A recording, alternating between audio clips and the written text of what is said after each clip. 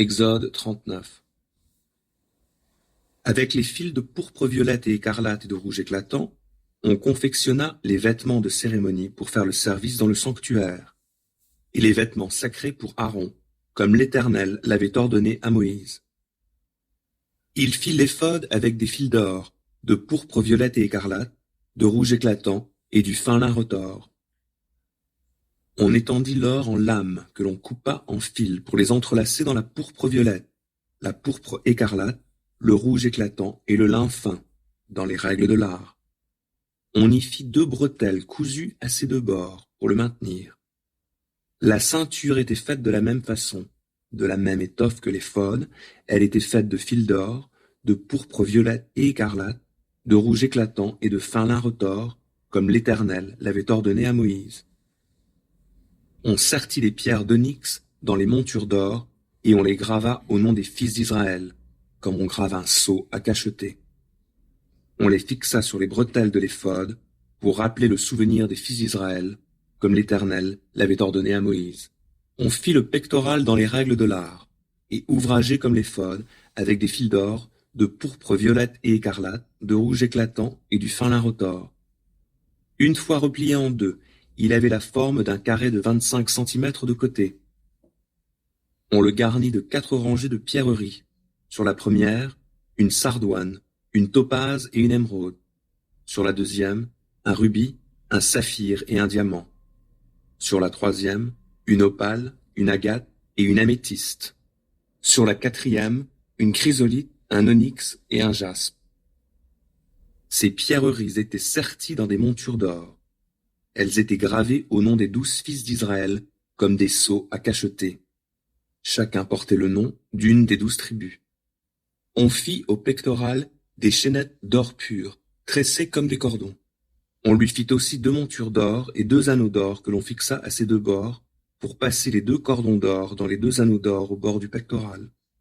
À leur autre extrémité, ces 2 cordons furent fixés aux 2 agrafes placées sur les bretelles de l'éphod par devant. On fit de plus 2 anneaux d'or que l'on plaça aux 2 bords du pectoral, la face intérieure contre l'éphod. On fit 2 autres anneaux d'or qui furent fixés par le bas aux 2 bretelles de l'éphod, sur le devant, près de la tache, au-dessus de la ceinture de l'éphod. On lia les anneaux du pectoral à ceux de l'éphod par un cordonnet de pourpre violette, afin que le pectoral soit fixé sur la ceinture de l'éphod, sans pouvoir s'en séparer, comme l'Éternel l'avait ordonné à Moïse. On tissa la robe de l'éphod tout entière en pourpre violette. Au milieu était ménagée une ouverture comme l'encolure d'un vêtement de cuir tressé. Autour de cette ouverture, on avait cousu un ourlet pour que la robe ne se déchire pas. On garnit le pan de la robe de grenades faites de fils de pourpre violette et écarlate, de rouge éclatant et de lin retors. On fabriqua des clochettes d'or pur, et on les fit alterner tout autour avec les grenades le long du pan de la robe.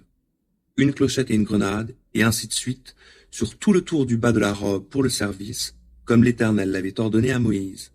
On tissa les tuniques pour Aaron et ses fils dans du lin fin, le turban de fin lin, les tiares de fin lin, les caleçons de lin retors, et la ceinture brodée en fil de fin lin retors, de pourpre violette, de pourpre écarlate et de rouge éclatant, comme l'Éternel l'avait ordonné à Moïse. On fit l'insigne, le diadème sacré, en or pur, et l'on y grava comme sur un sceau à cacheter, consacré à l'Éternel. On y mit un cordonnet de pourpre violette pour le fixer en haut du turban, comme l'Éternel l'avait ordonné à Moïse. Ainsi fut achevé tout le travail pour le tabernacle, la tente de la rencontre. Les Israélites avaient tout exécuté selon les directives que l'Éternel avait données à Moïse. C'est bien ainsi qu'ils avaient fait.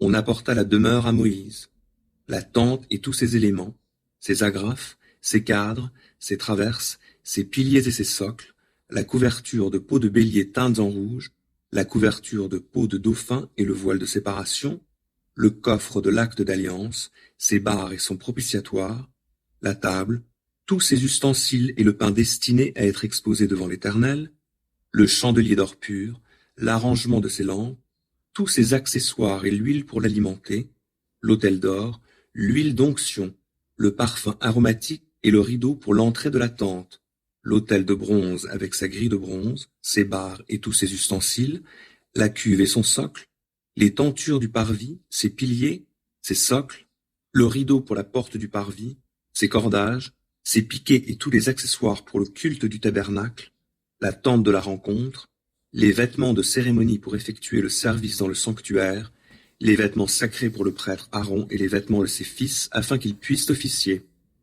Pour tous ces travaux, les Israélites suivirent exactement les directives que l'Éternel avait données à Moïse. Moïse examina tout l'ouvrage et constata qu'il avait été fait exactement comme l'Éternel le lui avait ordonné. Alors Moïse les bénit.